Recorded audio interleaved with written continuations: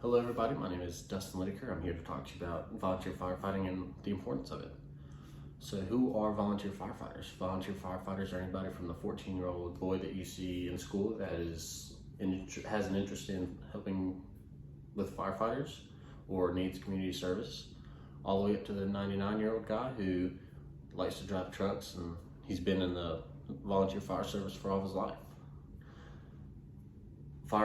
Volunteer firefighters can help with fire suppression efforts, public education, traffic directing, report writing, treasury, board of committees, medical response, anything that they are certified to do or comfortable with doing.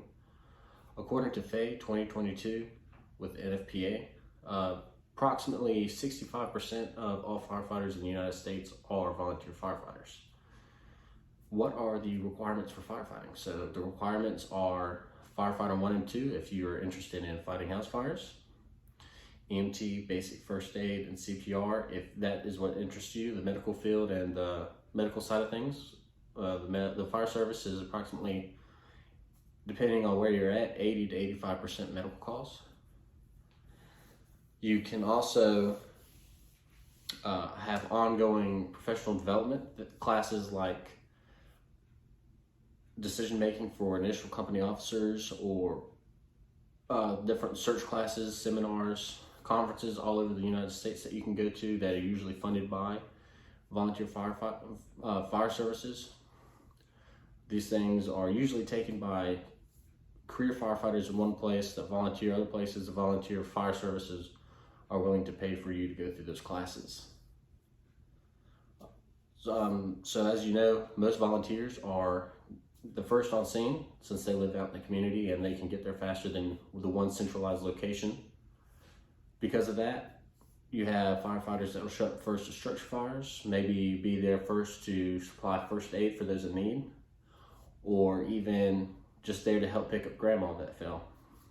According to Roy in 2020, a lot of the reasons that volunteer firefighters do this is not usually related to going into a career in the fire service, but just for the need to help their community and just to have a special place where they feel like that they can contribute.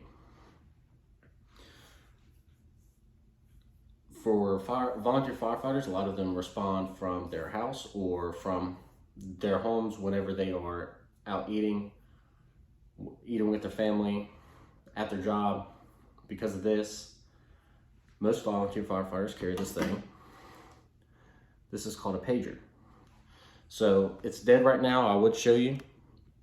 There's also apps on your phone. One that I have is called Active 911. It gives you the details of the call, where it's at, what it is, and directions to the call and how to respond. So when this thing goes off, usually you carry them on your hip. They'll go off, a loud buzzing and vibrating. It'll tell you all the radio traffic and where the call's at and that you got a call. And you can respond straight from your house or wherever you're at. Another thing that volunteers are well known for and help out a lot with in volunteer fire service, as well as smaller part-time departments, is maintenance of the equipment. So they can come in on the days off after trainings. They can help repack hose. Some of them are even diesel mechanics that can help service the trucks, wash the trucks, keep the station clean, things like that. According to the Indeed editorial team 2022, that is one of their primary duties, is to help maintain the station, the apparatus, and have pride in their job and the department that they work for and volunteer with. Next we're going to be talking about one of the big challenges with the volunteer fire service and why I believe it's going away. According to Simone 2023, recruiting difficulties increase year after year.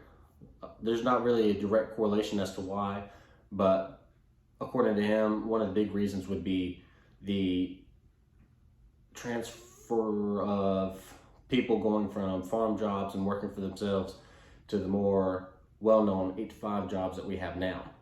So with that 8-to-5 job, most employers won't allow their employees to leave for a medical response or a fire response even. And people have become more family oriented when they're at home because they don't get a lot of time with their children. So because of this, along with other reasons such as raising fuel prices and the cost of living, volunteerism is going downhill. luckily we are able to recruit at a young age and get them interested young. And like myself, I started when I was 18, but I was interested in the fire service when I was 16. I just did not ever get into it because I was working at such a young age. And with that, I was able to go in at 18.